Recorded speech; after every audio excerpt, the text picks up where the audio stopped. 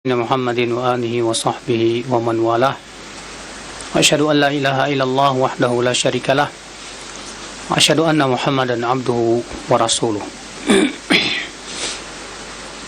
قال الله تعالى في كتابه الكريم يا أيها الذين آمنوا اتقوا الله حق تقاته ولا تموتن إلا وأنتم مسلمون أما بعد. Adik-adikku sekalian, alhamdulillah kita bersyukur kepada Allah atas limpahan karunia dan nikmat yang Allah berikan kepada kita semua. Tema kita insyaallah tentang asyabun pemuda yang diberikan naungan oleh Allah nanti pada hari kiamat.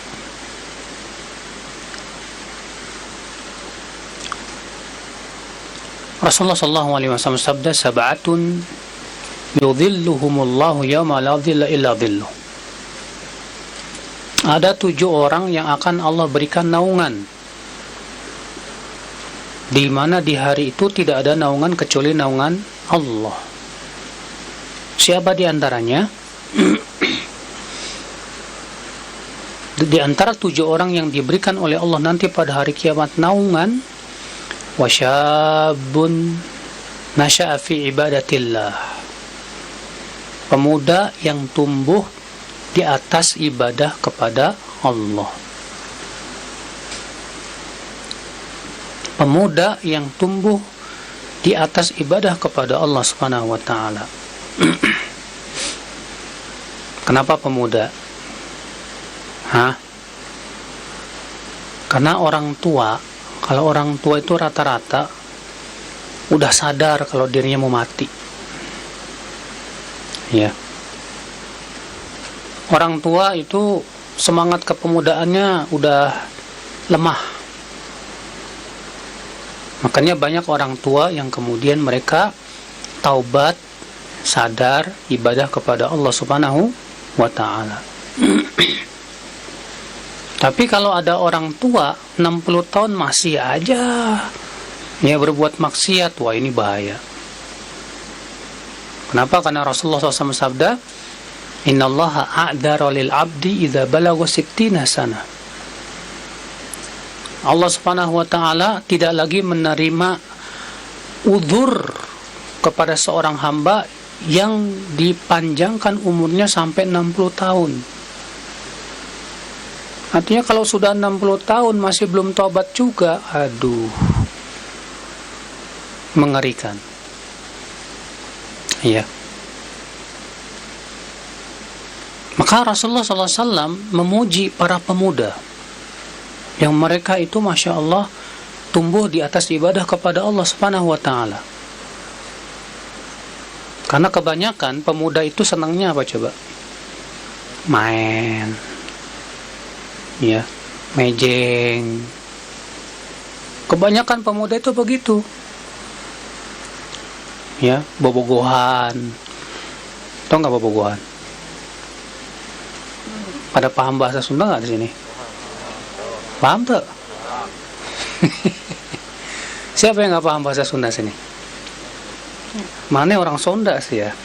Nggak paham orang Sunda bahasa Sunda. Ya.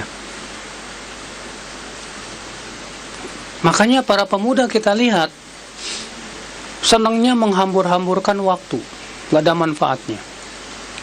Banyak pemuda yang habis waktunya sampai malam begadang. Begadangnya ngapain? Baca Quran? Bukan. Banyak pemuda begadangnya macam-macam, ada yang di kafe, ada yang motor-motoran, ada yang trek-trekan, ada yang macam-macam, gak ada manfaatnya. Kenapa? Karena pemuda syahwatnya lagi kuat.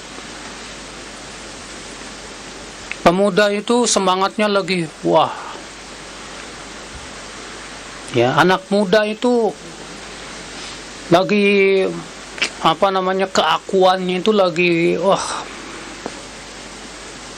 Sehingga jarang yang mau ngaji, jarang yang mau ibadah kepada Allah Subhanahu wa taala, jarang. Maka Rasulullah SAW memberikan keutamaan.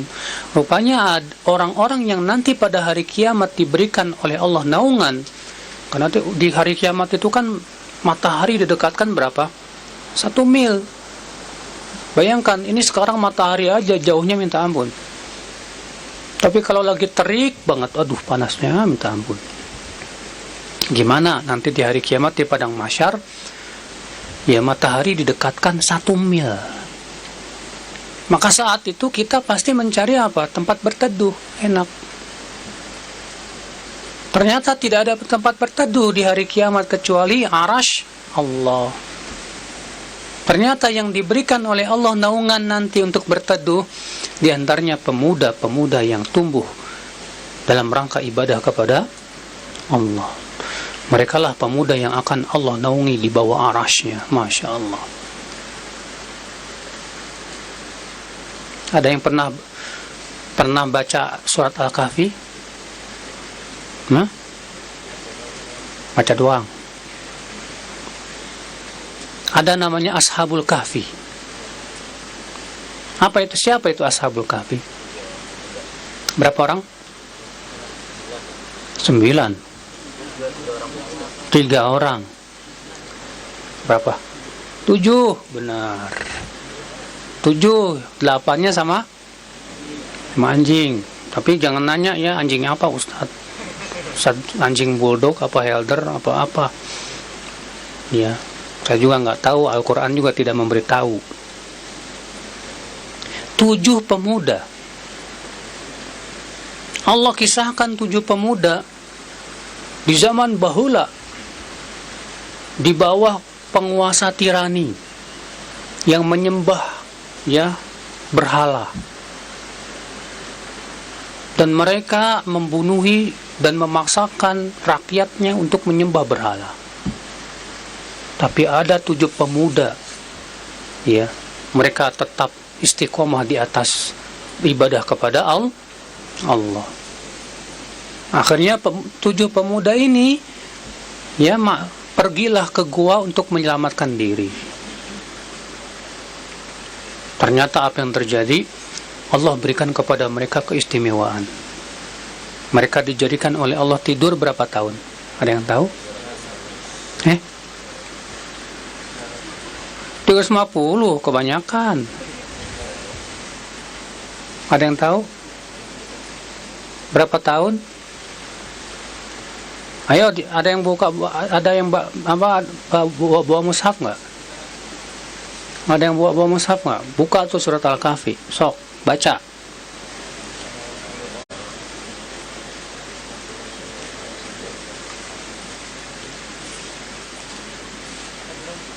Ayat baranya orang kayak pohon. Coba katakan.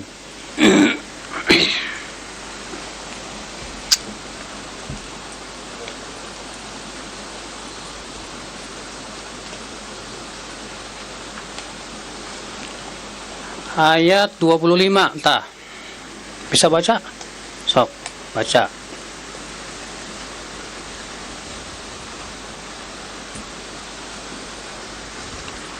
Ayat 25, dibaca jeung artinanya.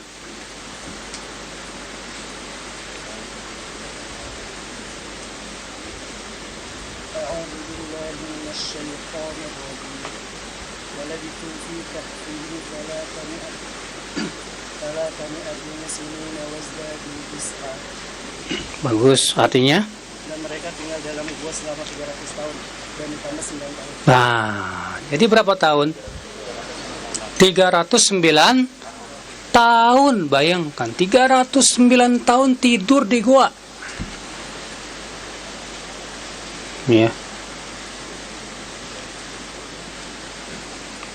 Allah muliakan mereka, Allah Subhanahu wa taala berikan kepada mereka karomah. Kenapa? Karena mereka pemuda-pemuda yang beriman kepada Allah. Makanya pemuda-pemuda yang beriman kepada Allah itu luar biasa, Pak. Ya, adik-adik sekalian. Maka dari itu, adik-adik, kita semua, kalian semua juga, saya juga merasa masih muda. Ya. Pemuda itu dari umur berapa sampai umur berapa sih pemuda itu? Ada yang tahu nggak? Hah? Kalau kalian masih remaja, ya, nanti habis remaja pemuda. Kalau habis pemuda dewasa, habis dewasa kakek-kakek. Tapi saya udah punya incu, ya. Saya ini udah punya cucu. Tuh si Zaki cucu saya itu. Ya. Zaki manggil saya apa kakek, padahal saya masih muda ganteng ini.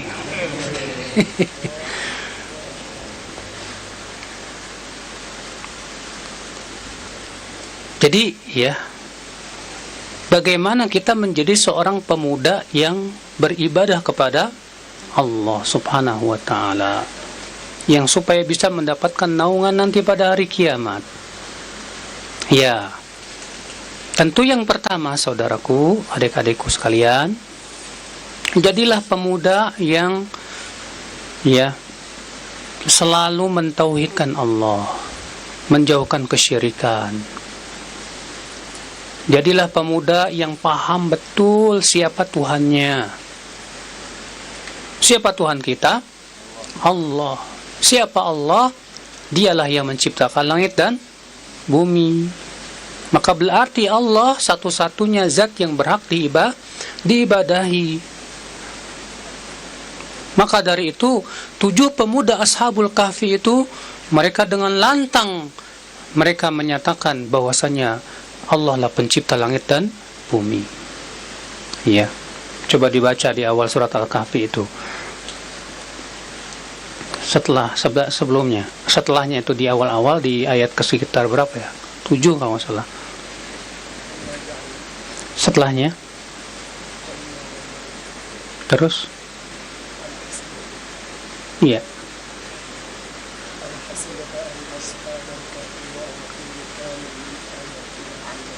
Terus,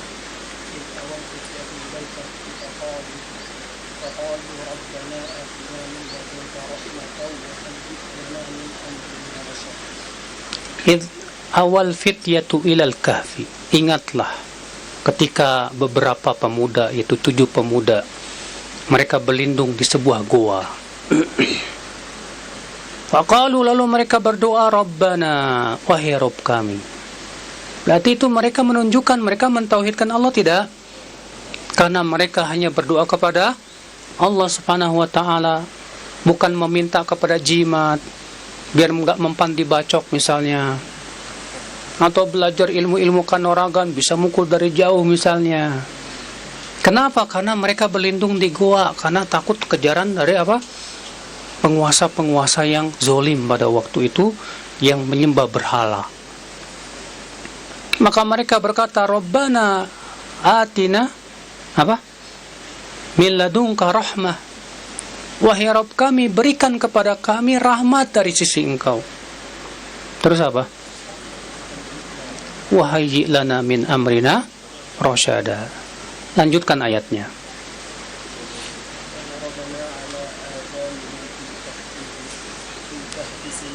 Fadarabna ala adhanihim fil kahfi sinina adada.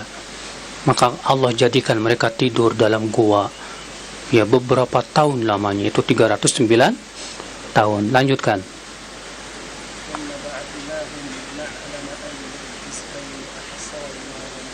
Tsumma ba'athnahum, kemudian kami bangunkan mereka setelah 309 tahun.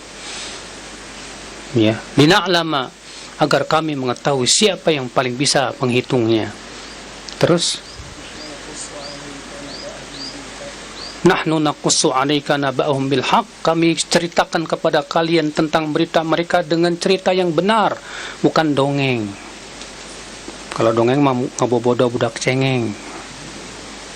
Ya. Ini cerita benar. Ada ya Ashabul Kahfi. Lanjut. Innahum fityatun amanu bi rabbihim wajidnahum huda. Innahum fityatun amanu bi rabbihim, mereka adalah pemuda-pemuda yang beriman kepada Rabb mereka. Tuh lihat.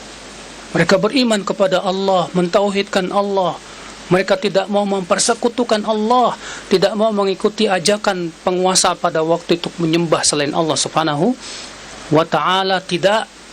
Jadi pemuda seperti ini, ya Masya Allah, yang tahu siapa Tuhannya, bahwasanya Tuhannya Allah yang telah memberikan kepada dia berbagai macam rezeki, yang sudah memberikan kepada dia berbagai macam kenikmatan. Ya. Lanjutkan.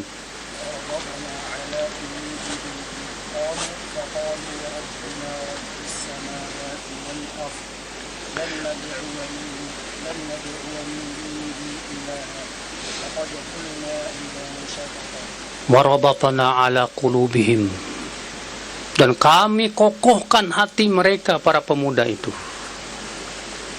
Idh qalu, terus apa? Warabatna ala qulubihim faqamu idh qalu rabbuna rabbus samawati wal ard, di mana mereka berdiri dan berkata, Rabb kami adalah pencipta langit dan bumi.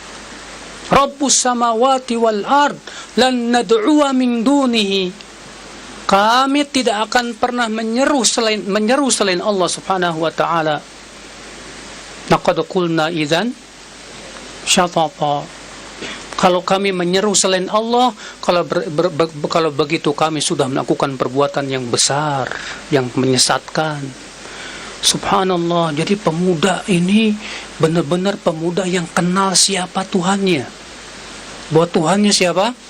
Allah, Rabbus samawati wal ard, pemilik langit dan bumi. Bumi milik siapa? Indonesia milik siapa? Indonesia milik Allah. Semua yang ada di bumi ini milik Allah Subhanahu wa ta'ala. Pencipta kita Allah Subhanahu wa ta'ala. Maka kita beriman kepada Allah Subhanahu wa ta'ala, dan kita tidak mempersekutukan Allah dengan apapun juga. Ya. Lanjutkan. Haula'i qaumun attakhadhu min dunihi aliha, mereka kaum kami itu telah mengambil selain Allah sebagai tandingan, sebagai ilah yang disembah selain Allah. Jadi pemuda ini paham benar, Pak, tentang tauhid. Ya adik-adik sekalian, ya makanya adik-adik sekalian harus tahu apa sih, siapa kita ini? Kita ini hamba Allah. Tuhan kita siapa? Allah. Berarti kewajiban kita hanya menghambakan diri kepada siapa? Kepada Allah. Kita bukan hamba duit. Kita bukan hamba apa? Hah? Kita bukan hamba kedudukan, apalagi hawa nafsu. Kita bukan hamba manusia, kita bukan hamba makhluk, tapi kita hamba Allah Subhanahu wa ta'ala. Maka pemuda yang seperti inilah yang Allah banggakan dalam Al-Quran Karim. Sare gening eta saha. Tadi ente tidur baca doanya enggak? Baca doa sebelum tidur apa? Nah, adik-adik sekalian. Jadi, ya, ini sifat yang pertama. Pemuda yang dinaungi oleh Allah pada hari kiamat nanti. Bahkan Allah ceritakan tentang Ashabul Kahfi, ternyata mereka para pemuda, 7 pemuda, ternyata mereka adalah orang-orang yang kuat di atas tauhid. Mereka beriman kepada Allah. Mereka hanya menghambakan diri kepada Allah. Mereka hanya memurnikan ibadah kepada Allah Subhanahu wa ta'ala, bukan kepada selain Allah Subhanahu wa ta'ala. Mereka tidak akan pernah mau menyeru selain Allah. Maka mereka memilih tinggal di gua daripada mereka harus menggadaikan akidah dan keimanan mereka. Mereka tinggalkan dunia mereka demi untuk menyelamatkan akidah dan keimanan mereka. Wah, luar biasa ini. Banyak orang ya lebih memilih menggadaikan akidahnya demi untuk mendapat dunia. Ya enggak? Banyak itu. Coba kamu lihat itu di TikTok. Perempuan pakai jilbab, joget-joget. Hanya untuk mendapatkan apa sih? Like. Di mana dia sebagai seorang wanita yang berhijab, yang harusnya dia memelihara kesuciannya, memelihara kehormatannya, begitu mudahnya dia memperlihatkan, bahkan terkadang ya memperlihatkan kecantikannya. Siapa yang suka main TikTok di sini? Jangan jadi generasi TikTok ya. Jadilah generasi yang seperti Ashabul Kahfi. Ya, generasi yang kuat imannya kepada Allah, generasi yang senantiasa berusaha menjalankan perintah Allah dan menjauhi larangannya. Nah, ini sifat yang pertama, adik-adikku sekalian. Jadi, pemuda yang dinaungi oleh Allah yang pertama siapa dia? Yang mentauhidkan Allah, yang mengenal siapa Rabb-nya, dan dia hanya memurnikan ibadah kepada Allah Subhanahu wa ta'ala. Dia pertahankan agamanya walaupun harus hilang dunianya, enggak masalah. Bagi dia akidah dan agama itu segala-galanya, karena dia sadar bahwa dia akan meninggal dunia. Kamu kira-kira umurnya berapa tahun? Nggak tahu kan? Siapa yang pengen umurnya 100 tahun? Siapa yang pengen umurnya 1000 tahun? Hah? Nggak mau? Saya mau.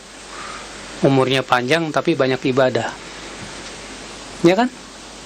Kata Rasulullah SAW, sebaik-baik kamu adalah yang panjang umurnya dan banyak amal solehnya. Ya. Yang bahaya itu umurnya panjang, dosanya banyak. Cuma masalahnya banyak para pemuda, maaf ya, banyak para pemuda disuruh taubat, bilangnya apa? Nanti aja lah, kalau udah tua. Saya kan sekarang masih muda, saya mau senang-senang dulu. Ya. Sampai ada yang pemuda mengatakan apa coba? Masa saya nggak senang-senang di dunia, nanti di akhirat saya di neraka, mendingan saya senang duluan di dunia, katanya begitu. La ilaha illallah. Padahal kesenangan dunia itu kecil. Kesenangan dunia itu sedikit, kecil dibandingkan dengan kesenangan di surga. Kalau di surga mah, wow, Masya Allah. Ya, apa saja ada, kenikmatan semua luar biasa. Ya. Sekarang sifat yang kedua. Siapa pemuda yang dinaungi oleh Allah pada hari kiamat nanti? Yaitu pemuda yang semangat menuntut ilmu. Ilmu apa? Ilmu agama yang berdasarkan Al-Quran dan hadis Nabi SAW, sesuai dengan pemahaman para sahabat, para tabi'in dan para tabi'ut tabi'in. Ya. Pemuda yang semangat menuntut ilmu. Pernah dengar Ibnu Abbas nggak? Hah? Pernah dengar Ibnu Abbas nggak? Siapa namanya? Ibnu Abbas namanya siapa? Ayo. Mana anak pondok, anak pesantren? Ibnu Abbas namanya siapa? Kau pada diam? Sub. Ibnu Abbas namanya siapa, Sub? Lupa. Namanya Abdullah bin Abbas. Siapa Abbas? Abbas itu pamannya Rasulullah sallallahu alaihi wasallam. Ya. Abdullah bin Abbas ini ketika umur 6 tahun itu Masya Allah didoakan sama Rasulullah supaya faqih. Jadilah dia pemuda rajin nuntut ilmu. Abdullah bin Abbas ini, ya, di masa mudanya ilmunya seabrek-abrek luar biasa. Bagaimana semangatnya Ibnu Abbas untuk menuntut ilmu.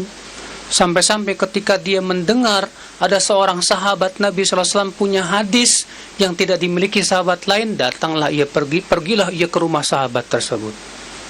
Ternyata didapati sahabat itu sedang tidur siang. Akhirnya Ibnu Abbas nunggu di depan rumahnya sampai ketiduran. Ketika sore hari sahabat ini keluar rumah, ternyata ada Ibnu Abbas lagi tidur di depan rumahnya. Lalu kemudian sahabat ini berkata, "Wahai anak paman Rasulullah, ada apa kamu berada di depan rumahku?" Kata Ibnu Abbas, "Wahai paman, aku mendengar bahwa engkau punya hadis yang hanya engkau yang tahu. Aku ingin mengambilnya darimu." Apa kata sahabat ini? "Kenapa kamu tidak suruh orang biar aku yang datang?" Kata Ibnu Abbas, "Demikianlah seharusnya adab seorang penuntut ilmu kepada gurunya." Ibnu Abbas, catatan bukunya, catatan hadisnya disebutkan dalam satu riwayat yang disebut Al-Khatib Al-Baghdadi, itu sampai sepenuh bawaan unta. Ibnu Abbas, Masya Allah, ilmunya itu. Sampai-sampai Abdullah bin Mas'ud mengatakan, "Lau kana Ibnu Abbas fi asnanina ma'asyarahum minna ahad." Kalaulah Ibnu Abbas itu seumur dengan saya, dia tidak akan ada yang bisa menandingi keilmuannya. Ibnu Abbas dikenal sebagai habru hadhil ummah, ulama umat Islam, lautan ilmu. Beliau waktu mudanya habis waktunya untuk menuntut ilmu Allah Subhanahu wa taala. Lihat para ulama bagaimana masa mudanya. Masa muda mereka luar biasa. Imam Syafi'i masa mudanya untuk apa? Untuk ilmu. Imam Ahmad masa mudanya untuk apa? Untuk ilmu. Karena memang di saat masih muda itu menuntut ilmu mudah, adik-adik. Kalau udah tua nuntut ilmu, ngapalin tuh susah, benar. Kalau masih muda, masih anak-anak kecil gini nih, buat ngapalin tuh insya Allah cepat. Tapi kalau udah tua, seperti yang disebutkan oleh para ulama, masih masa remaja, masa anak-anak, masa muda, itu kalau menuntut ilmu seperti apa? Mengukir di atas apa? Batu. Kalau udah tua seperti apa? Mengukir di atas air. Susah. Tanyain tuh sama Pak Dek tuh yang udah tua. Bener nggak Pak Dek? Buat ngapalin hadis Arba'in Nawawiyah susah banget. Sampai-sampai ada orang tua datang ke saya, "Ustadz, saya kok susah banget mau ngapalin Arba'in Nawawiyah itu. Hafal hadis pertama, alhamdulillah. Masuk hadis kedua, hafal hadis kedua, hadis pertama lupa lagi." Makanya adik-adik sekalian, justru masa muda itulah masa yang harus semangatnya untuk menuntut ilmu. Salah besar kalau masa muda itu semangatnya pertama hanya untuk apa? Main-main doang. Salah. Emang nggak boleh main, Ustadz? Boleh, nggak apa-apa.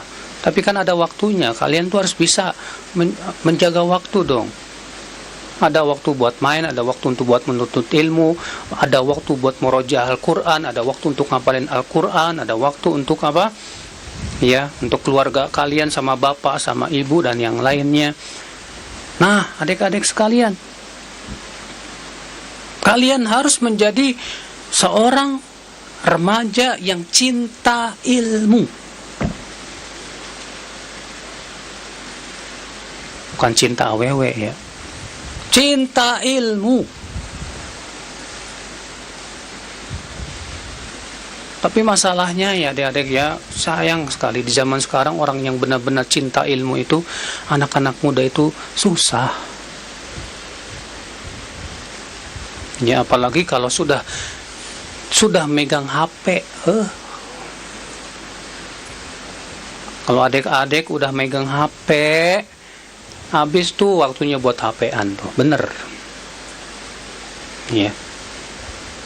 Kalau udah megang HP yang dibuka apa coba? Siapa yang punya HP di sini? Ngacung. Selama ini kamu HP buat apa? Jujur. Jangan ini, jangan. Buat apa selama ini? Nonton? Main game?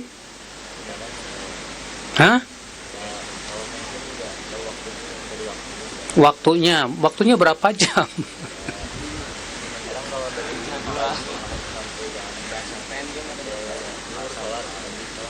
Oh, Masya Allah. Dari pagi sampai zuhur. Iya. Jadi adik-adik sekalian ya, kalau kalian sudah tahu HP, kalian tidak akan bisa khusyuk hafalin Quran.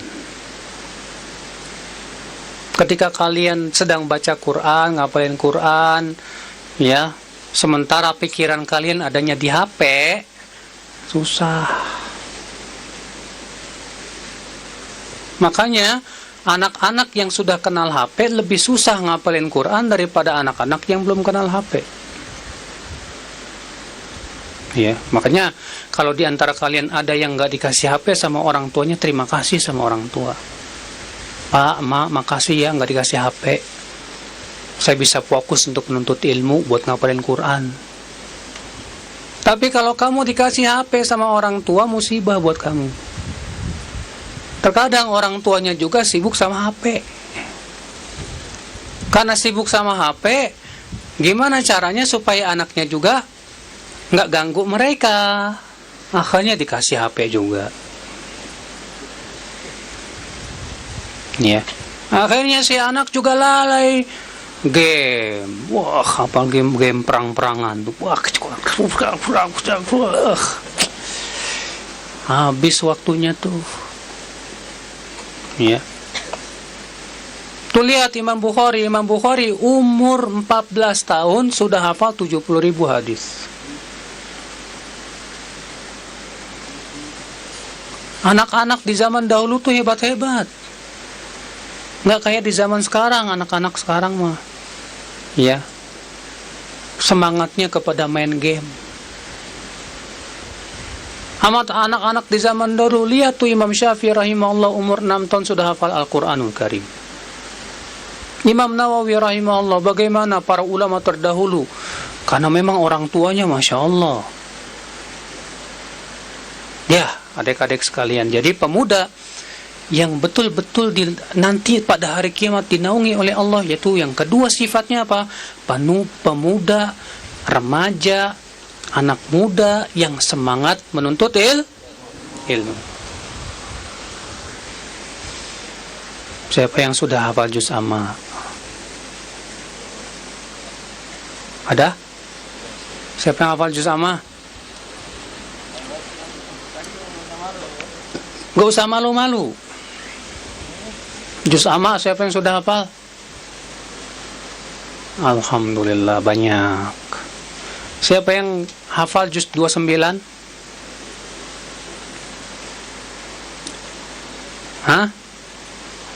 Yang hafal juz 29? Sudah hafal? Masya Allah. Siapa yang sudah hafal 5 juz? Alhamdulillah. Siapa yang sudah hafal 10 juz? Belum. Oh ada, Masya Allah. Siapa namanya? Ilham. Masya Allah. Ya, Ilham sudah 10 juz. Berapa hafalan kamu? 14 juz. Berapa umur kamu? 15. Oh, Masya Allah. Iya. Tuh lihat, Ilham sudah 14 juz. Oh? Udah berapa? Sudah habis. 30 juz. Masya Allah. Siapa nama? Umur berapa?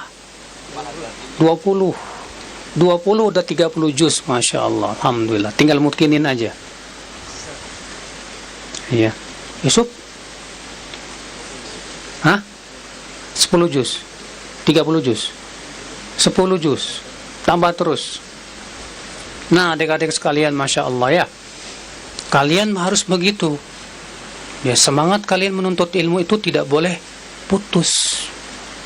Jangan kalian seperti yang ada di media sosial, semangatnya komentar aja, semangatnya apa ya, ngebully orang aja ya, semangatnya apa, ngikutin berita-berita yang lagi viral aja, semangatnya apa. Nah, itu semangat nggak ada manfaatnya. Kalian sewaktu masih kecil seperti ini, pemuda-pemuda seperti ini, semangat menuntut ilmunya harus ya. Tapi hati-hati, jangan sampai semangat kalian kemudian disalahgunakan juga ya, jadi para pembom. Ada pemuda-pemuda yang terkena pemikiran takfiri, khawarij ya, jadi penganten-penganten ya, untuk membom, bunuh diri. Wah, ini bahaya, saudaraku ya. Kenapa? Karena semangat doang, nggak punya ilmu. Sudah gitu dia dapatnya ustadz yang pemikirannya seperti itu, merusak ya. Makanya kalau kalian alhamdulillah dididik oleh ustadz-ustadz yang paham betul ilmu ya, ahlus sunnah, dan dia lurus akidah dan manhajnya, bersyukur kalian kepada Allah Subhanahu wa taala. Jadi adik-adik sekalian ya, kalianlah generasi nanti yang akan menjadi pengganti kita semua. Kalau kalian tidak semangat menuntut ilmu, nanti siapa yang jadi ustadz di masa depan? Ternyata ustadznya cuma hafalnya game doang. Wah, ini bahaya seperti ini ya. Tuh lihat Ustaz Syafiq Reza Baslamah, itu adik kelas saya waktu di Madinah. Beliau Masya Allah hafalan hadisnya. Beliau ikut waktu itu perlombaan hafalan hadis 500 hadis beserta syarah tafsirnya. Beliau juara pertama di Madinah ya. Kalian harus seperti itu. Semangat kalian untuk menghafal Al-Quran, menghafal matan, menghafal hadis Nabi Sallallahu Alaihi Wasallam. Kalian harus mencita-cita, saya mau belajar sampai kota Madinah, saya mau duduk di majelis para ulama ya, saya ingin menyebarkan ilmu kepada masyarakat. Kalian harus punya cita-cita mulia ya. Saya cita-citanya, kamu cita-citanya apa? Saya cita-citanya mau jadi insinyur. Itu mas, rendah. Kamu cita-citanya apa? Saya cita-citanya jadi dokter. Itu rendah. Itu cita-cita dunia. Cita-cita yang paling tinggi apa? Saya cita-citanya pengen masuk surga, Ustadz. Nah, bener. Kalau kamu sudah jadi insinyur, ngapain lagi? Kalau kamu sudah jadi dokter, mau ngapain lagi coba? Ya, nggak ada apa-apa ya. Kita semua akan meninggal dunia, kalau nggak surga atau apa? Neraka, ya kan? Makanya saudaraku sekalian, adik-adikku sekalian ya, semangatlah kalian untuk menuntut ilmu Allah Subhanahu wa taala. Jangan melempem, jangan sampai kalian disibukkan oleh ya, tadi sudah saya sebutkan seperti game, tonton-tontonan, nonton film, nonton sinetron ya. Demikian pula hal-hal yang bisa menyebabkan kalian akhirnya berpaling dari menuntut ilmu. Nah, adik-adik sekalian, ini sifat yang keberapa? Yang kedua ya. Sifat yang ketiga, pemuda yang dinaungi oleh Allah nanti pada hari kiamat. Siapa dia? Itu pemuda yang semangat beribadah kepada Allah. Pemuda yang semangat beribadah kepada Allah. Semangat salat tahajudnya, semangat baca Qur'annya, semangat puasa sunnahnya. Ya. Dulu saya punya teman waktu pesantren. Ya, waktu pesantren itu dia, Masya Allah, rajin ibadahnya. Ya. Salut saya sama pemuda-pemuda yang rajin ibadah kepada Allah Subhanahu wa Ta'ala itu, Masya Allah. Ya. Kalau ada pemuda yang matematikanya nilainya 100, fisikanya 100, saya nggak salut. Saya salut kalau melihat ada seorang pemuda yang kembali kepada Allah, mau beribadah kepada Allah, dan ia pun sadar bahwasanya dirinya adalah hamba Allah Subhanahu wa Ta'ala. Itu baru pemuda yang hebat. Ya. Itu baru pemuda yang akan berguna untuk nusa dan bangsa, saudaraku. Karena bangsa ini kalau hanya sebatas hebat ilmu dunia tapi agama dan keimanan yang gak ada, akhirnya apa? Jadi koruptor. Ya. Banyak dia hebat, dia bisa ilmu teknologi dia kuasai, hebat ngebobol bank lah, ngebobol ya, untuk berbuat kejahatan lah. Kenapa? Karena nggak ada imannya. Tapi kalau dia beriman kepada Allah, dia takut kepada Allah, bertakwa kepada Allah, ketika dia diberikan oleh Allah jabatan tinggi, dia menjadi pejabat yang bertakwa kepada Allah, yang takut kepada Allah Subhanahu wa Ta'ala. Nah, jadi adik-adik sekalian, sifat yang ketiga adalah pemuda yang rajin beribadah kepada Allah Subhanahu wa Ta'ala. Rajin pergi ke masjidnya. Ya, kalian nih harus rajin. Ketika dengar adzan di masjid, langsung pergi ke masjid. Ya, sholat berjamaah di masjid. Jangan kemudian pas dengar adzan, kalian malas-malesan. Ya. Apalagi kalau pas subuh itu banyak sekali ya. Adik-adik kalau pas subuh jarang sekali saya melihat adik-adik yang pergi ke masjid. Ya, ada alhamdulillah, tapi jarang.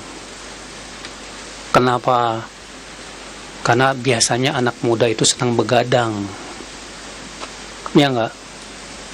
Begadang sampai malam, sampai jam 12,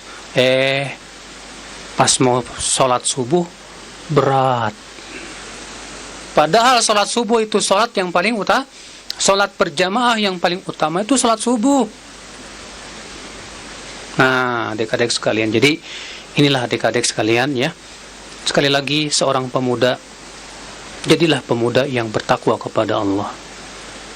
Anak remaja seperti kalian ini, ya, pahamilah baik-baik bahwa kalian adalah ya masa-masa yang sangat keemasan untuk menuntut ilmu Allah. Kalian ini saudaraku, ya adik-adikku, ya kalau kalian tidak berusaha sekuat tenaga untuk memperbaiki diri, kelak setelah besar pun kalian susah untuk memperbaiki diri. Ya, semoga kalian menjadi anak-anak yang senantiasa bertakwa kepada Allah, berbakti kepada orang tuanya. Demikian pula sibuk dengan menuntut ilmu Allah Subhanahu wa Ta'ala. Ya. Dan semoga kita semua termasuk orang-orang yang diberikan oleh Allah istiqomah sampai akhir hayat kita. Amin ya rabbal alamin. Dan kemudian kita bisa masuk ke dalam surga. Amin ya rabbal alamin. Demikian yang bisa saya sampaikan. Ya, subhanakallah bihamdik, asyhadu an la ilaha illa anta, astaghfiruka wa atubu ilaik. Assalamualaikum warahmatullahi wabarakatuh.